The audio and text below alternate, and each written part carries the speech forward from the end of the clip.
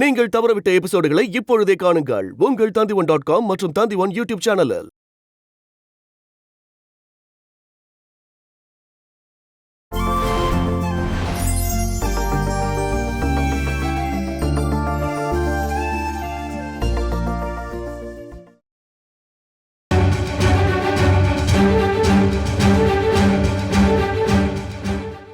என்னாச்சுனே? யார் ஃபோன் பண்ணாங்க? ஸ்ரீவல்சன் தான் ஃபோன் பண்ணா. என்னோட ஸ்டூடெண்ட் ஸ்ரீவல்சனையும் அவன் மனைவியும் உனக்கு ஞாபகம் இல்லையா? அம்மு அணுக்கிட்ட இருந்து தள்ளி வைக்கிறதுக்கு அன்னைக்கு நாம உருவாக்குன பொய்க்கதையோட அம்மாவும் அப்பாவும் அவங்க தானே?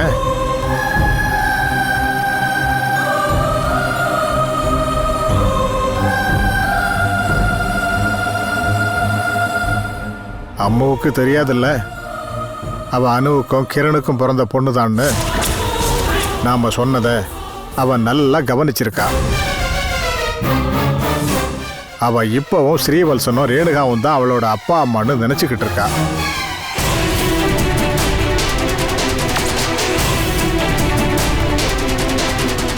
அவங்கள பார்க்கறதுக்கு அம்மு ஆசைப்பட்டிருக்கா.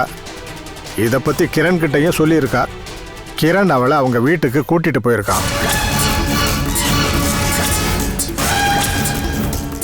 நல்ல வேளை அவங்க அவங்கிட்ட உண்மையை சொல்லல.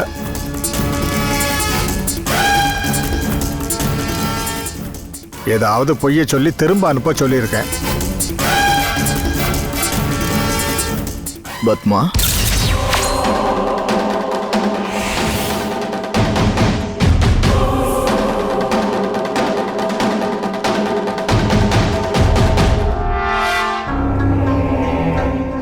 நீங்க சொல்றதெல்லாம் நிஜமா பத்மா? அம்மு அணுவுக்கும் கிரணுக்கு பிறந்த பொண்ணா?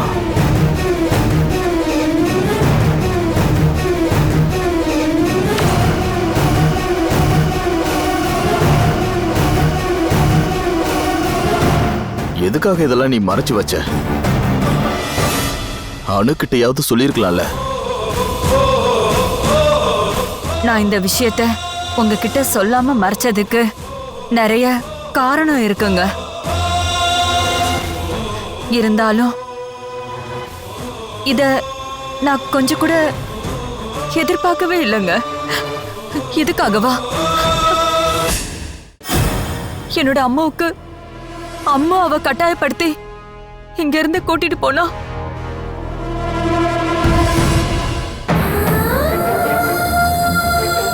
அணுவுக்கு இது தெரிய வாய்ப்பில்லை. அவளுக்கு இது தெரிஞ்சா அவ கண்டிப்பா அம்முவை கூட்டிட்டு போறதுக்கு ஒத்துக்க மாட்டா. அன்னைக்கு நம்ம பார்த்தோம் இல்ல, அவங்க கிட்ட கூட்டிட்டு போறேன்னு சொன்னதா அணுவுக்கு என்னாச்சுன்னு. அம்முவும் கிரணும் அடிக்கடி போன்ல பேசிப்பாங்க. அம்மு அவங்கள பார்க்கணுங்கிற ஆசைய கிரண் கிட்ட அவ போன்ல பேசும்போது சொல்லி இருப்பா. அணுக்கிட்ட ஏதாவது பொய்ய சொல்லிதான் அவங்க போயிருக்கிறதுக்கான வாய்ப்பு இருக்கு. அவ ஏதாவது பொய் சொல்லி 2 பேரையும் அனுப்பியிருப்பா. ஆனா பெத்த அம்மா அப்பாவான அவங்களுடைய முகம் அவளுடைய மனசுல இருக்கும்ல.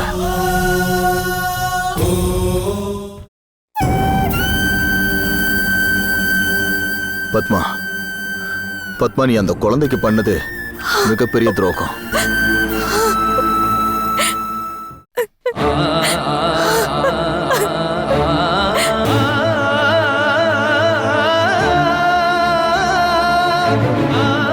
அவ திரும்ப வந்ததுக்கு அப்புறம் அம்முகிட்ட இதை பத்தி பேச வேண்டாம். நிறைய கேள்வி கேட்டு அவளை டார்ச்சர் பண்ணிட வேண்டாம். குழந்தையோட மனசை கஷ்டப்படுத்த வேண்டாம். இந்த விஷயத்துல நல்லா யோசிச்சு ஒரு முடிவு எடுக்கணும். எப்படியோ கிரணுக்கு உண்மை தெரியாம இருந்தது நல்லதா போச்சு.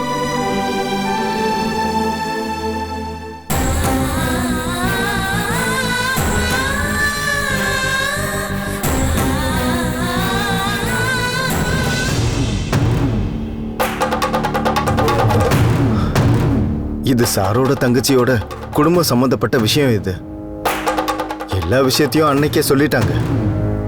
அதனால நாம எதையும் சொல்லக்கூடாது. நான் கிரண் கிட்ட ஒரு பொய் சொல்ல முடிவு பண்ணிட்டேன். என்ன பொய்ங்க? அதெல்லாம் இருக்கு. கொஞ்ச நேரத்துக்கு அப்புறம் நீ எதுவும் தெரியாத மாதிரி கீழே வரணும். அவங்கள அனுப்ப ஒரு நாடகம் ஆடிதான் ஆகணும்.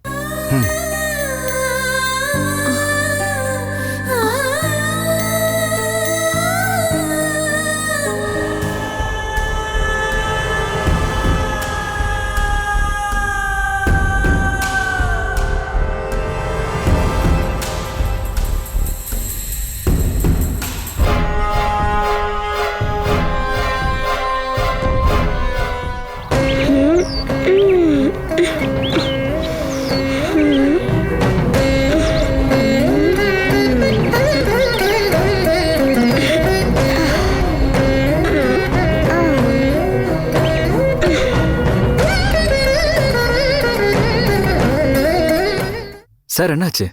ஏன் இவ்வளோ நேரம் ஆச்சு? நீங்க அம்மா வீட்டுக்கு எதுவும் ஃபோன் பண்ணி பேசுனீங்களா? ச்சே அதெல்லாம் இல்லை.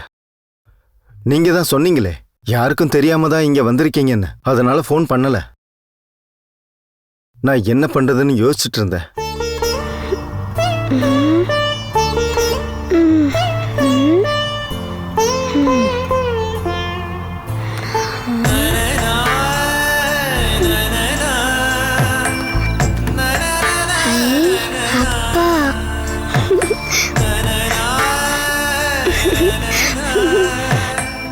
நான் தாங்க அம்முவோட அப்பா. அத நான் உங்ககிட்ட மறைக்க விரும்பல. நான் அம்முவை வளர்க்க கோபி சார் கிட்ட சொல்லி பத்மா அக்கா கிட்ட ஒப்படைச்சேன். என் சூழ்நிலை அப்போ அப்படி இருந்தது. அம்மு குழந்தையா இருக்கும்போதே நான் அவங்க கிட்ட கொடுத்துட்டேன். குழந்தை பிறந்து கொஞ்ச நாள் ஆனதுக்கு அப்புறம் அம்முவோட அம்மா இறந்துட்டாங்க.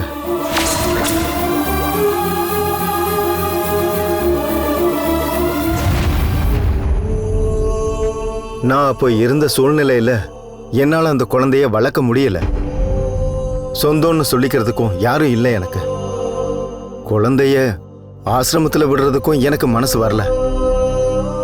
அதனாலதான் நான் கோபி சார் கிட்ட சொல்லி குழந்தைய நான் பத்மாக்கா கிட்ட ஒப்படைச்சேன்.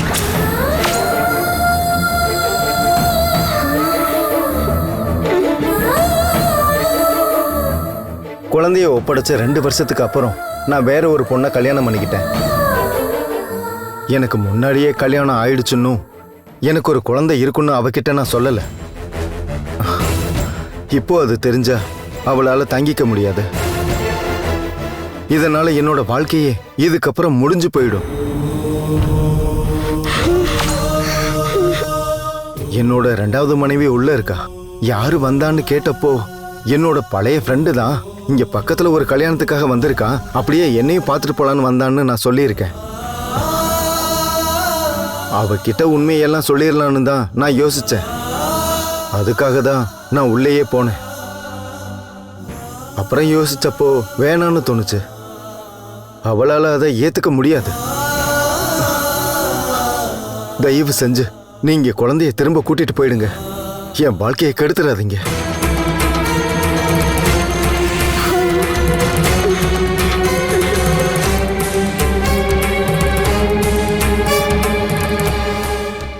அவளோட அம்மா இறந்தது அம்மாவுக்கு தெரியாது சார்.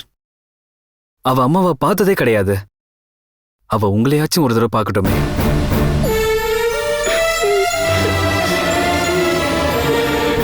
அவ கண்டிப்பா உங்களுக்கு ஒரு பாரமா இருக்க மாட்டா. அவ ஒரே தடவை உங்களை மட்டும் பார்க்கட்டும்.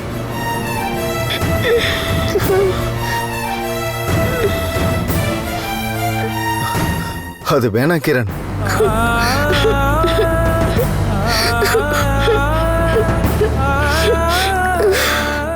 நீங்களா ஒரு மனுஷனா சார்?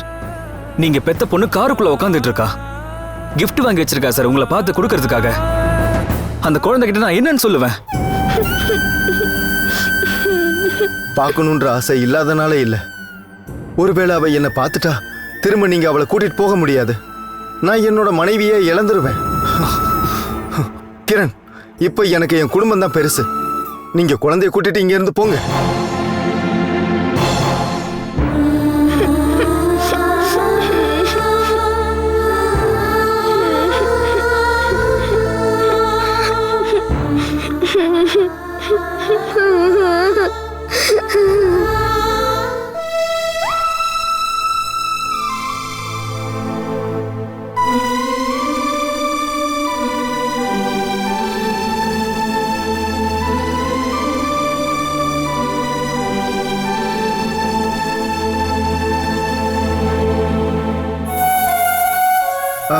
ரேணுகா, நான் சொன்னேன்ல என்னோட ஃப்ரெண்டு கிரண்.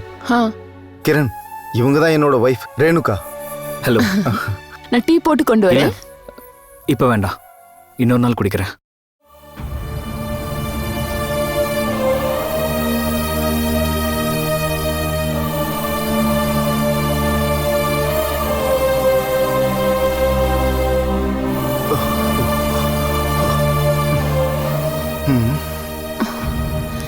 என்ன சொன்னீங்க?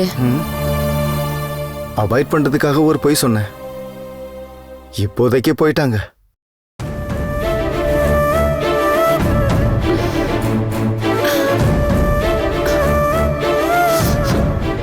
குழந்தை பாவம்.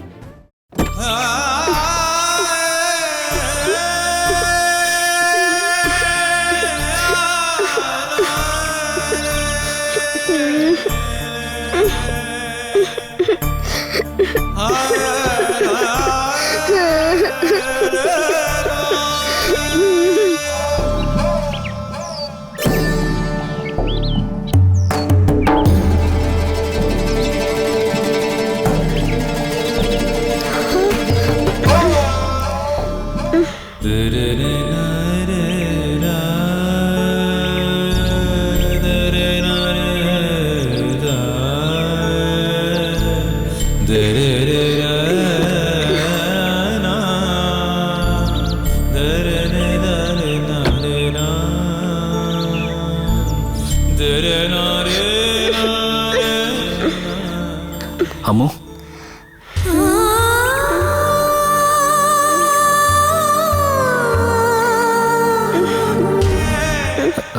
உன்னோட அப்பா அம்மா இங்க இல்ல.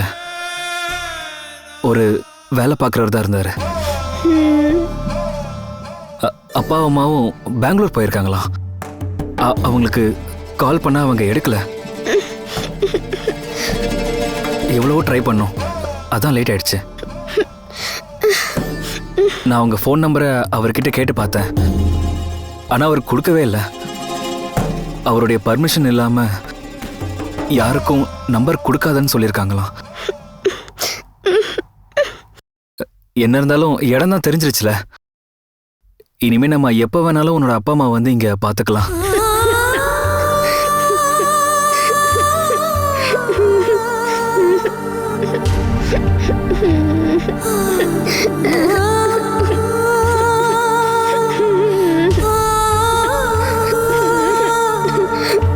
அம்மா இங்க பாரு, அழாத. நீ அழுதினா என்னால் தாங்க முடியாதுமா. நம்ம இப்போ போகலாம். இன்னொரு நாள் வேணா நம்ம 2 பேருமே இங்க வரலாம். அன்னைக்கு நீ கண்டிப்பா உன் அப்பா அம்மா பாப்ப. நீ அழாதம்மா.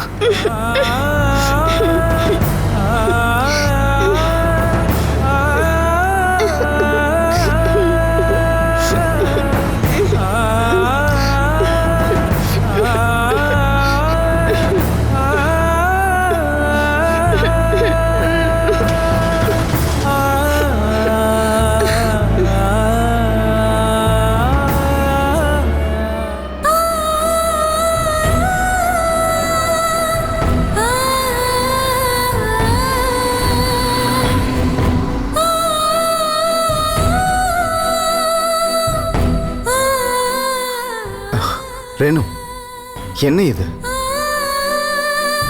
அம்முதான் நம்மளோட குழந்தை இல்லையே, அப்புறம் எதுக்காக அழுகிற? வா.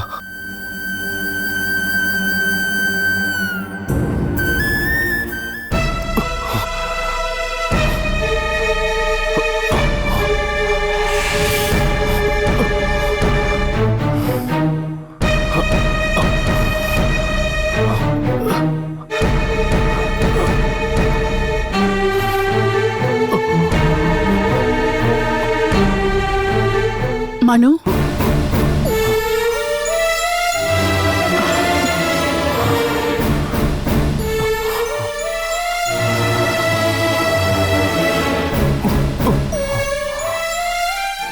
நீங்க ஜெயில மாட்டிக்கிற மாதிரி ஆயிட்டல. உடம்பு மட்டும் இல்ல, மனசும் தான். நீ என்ன சொல்லாம கொள்ளாம வந்திருக்க? ஒரு சந்தோஷமான விஷயம் சொல்லதான் வந்தேன். எவ்வளவு பெரிய சந்தோஷமான விஷயமா இருந்தாலும் என்னால சந்தோஷப்படவே முடியாது. நான் அந்த மனநிலையில இப்ப இல்ல. அனுக்கு ஒருவேளை ஞாபகம் திரும்ப வந்தாலும் அனு கிரண் கூட போக மாட்டா. கண்டிப்பா அவ உன் கூட தான் வாழ்வா. நான் சொல்ல போற செய்தியை கேட்டா நீ சந்தோஷப்படுவ. அது நடக்கவே நடக்காதா? அது நடக்கும். அதுக்காக நான் ஒரு சில ஐடியாலாம் பண்ணி வச்சிருக்கேன். என்ன ஐடியா?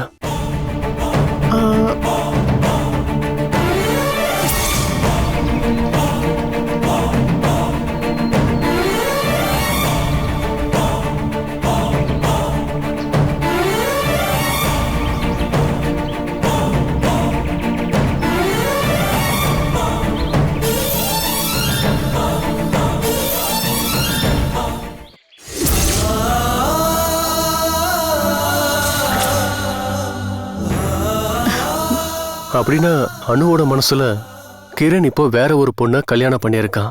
ம் ஆமா. இத பத்தி அவ கிரண் கிட்ட கேட்க வாய்ப்பே இல்ல. ஞாபகம் திரும்ப வந்தாலும் கிரண் வேற ஒரு பொண்ணை கல்யாணம் பண்ணிக்கிட்டான்ற நினைப்பு அவ மனசுல இருக்கும். அது போதும்ல அவ கிரண் கூட போகாம இருக்க. நீ புத்திசாலிதான். இதெல்லாம் கேவலமான வேலைதான் எனக்கு தெரியும். ஆனா எல்லாம் உன் சந்தோஷத்துக்காக நான் இதை பண்ணியிருக்கேன். லக்ஷ்மி, இதனாலலாம் எந்த பிரயோஜனமும் இல்லை. அவங்களுக்குள்ள இருக்கிற உறவோட வலிமை அவ்வளோ பெருசு. முன்னாடி கிரண் அவ்வளோ கஷ்டப்படுத்தியிருந்தான். அவளோட வாழ்க்கை அதுவும் சந்தோஷமாலாம் இல்லை. இருந்தாலும் அவங்கள ஒருத்தர் விரும்பி இருந்தாங்க. எப்பவும் அவங்க பிரிஞ்சு போகணும்னு நினைச்சதே இல்லை. அப்படி நினைச்சிருந்தா கிரண் இந்த மாதிரி பண்ணியிருக்கவே மாட்டான். அவங்க அன்போட வலிமை அந்த அளவுக்கு பெருசு. உன்னோட இந்த சின்ன ஐடியா வச்சுலாம் அவங்கள பிரிக்கவே முடியாது. எவ்வளோ அன்பா இருந்தாலும் தன்னோட புருஷன் இன்னொருத்திக்கு சொந்தமாயிட்டான்னு தெரிஞ்சா எந்த பொண்ணாலையும் தாங்க முடியாது. அது உன்னோட நம்பிக்கை. இங்க எதுவும் நடக்காது. ஞாபகம் திரும்ப வந்தா உண்மையை புரிஞ்சுக்கிட்டா அனு கிரண் கூட கண்டிப்பா போயிடுவா. இல்ல, நம்ம வெயிட் பண்ணி பாப்போம் மனோ. நான் செஞ்சதுக்கு பலன் கிடைக்கும். நீ வேணா பாரு, அனு கண்டிப்பா உன் கூட தான் இருப்பா.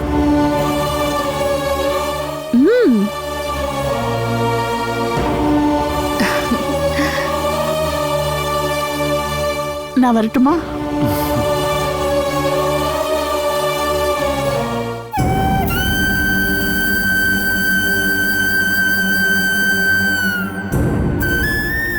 ஏய், அது வெறும் கனவு மட்டும்தான்.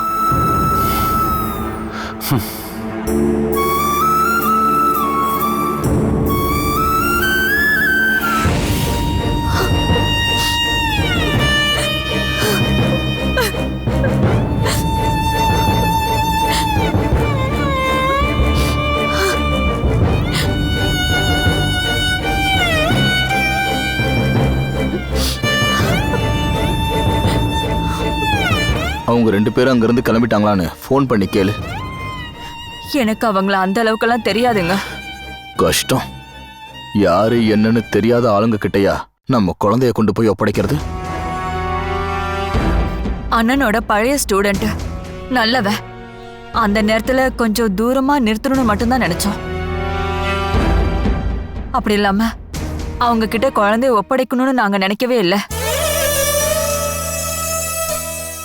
அந்த மாதிரி என்னால பண்ண முடியுமா? என்னோட அம்மாவை நான் எப்படி அப்படி விட்டு கொடுப்பேன்?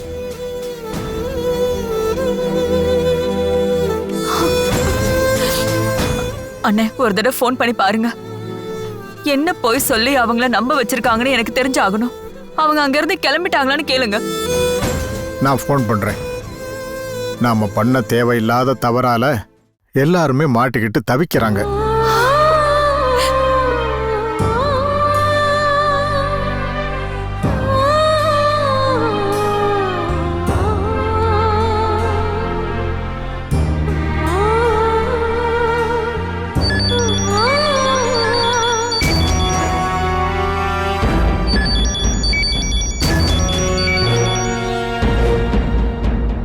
Hello sir.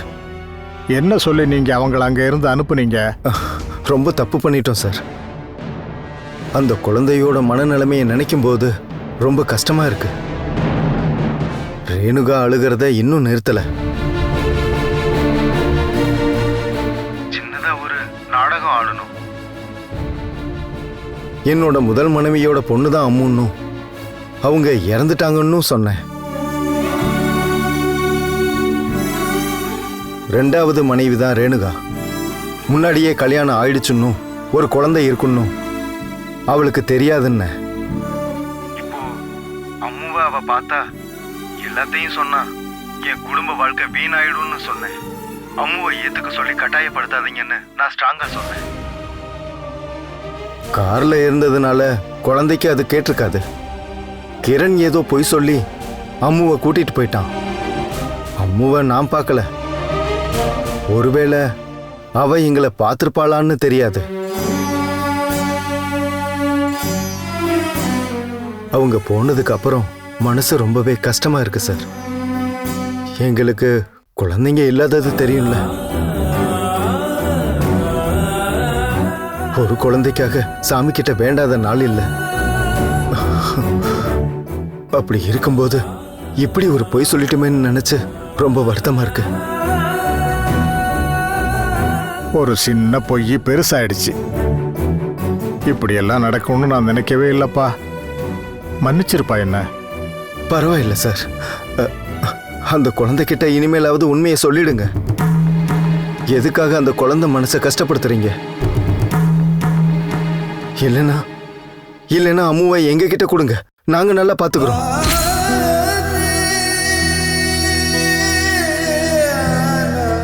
தங்க மாதிரி நாங்க பெத்த பொண்ணு போல வளர்க்குறோம். எங்களால எப்படிப்பா அது முடியும்? உங்க மனசை கஷ்டப்படுத்தினதுக்கு நீ எங்களை மன்னிச்சிருப்பா. மன்னிப்பு கேட்க மட்டும்தான் இப்ப என்னால முடியும்.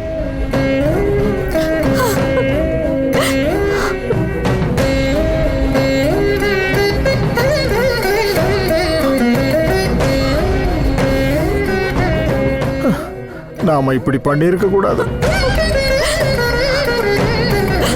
இங்க பாரு, இனிமே அணு முன்னாடி கோவப்படுறது அழுகுறதெல்லாம் வேஸ்ட். அன்பால அவளை கட்டுப்படுத்த பார்க்கணும், அதுதான் நல்லது.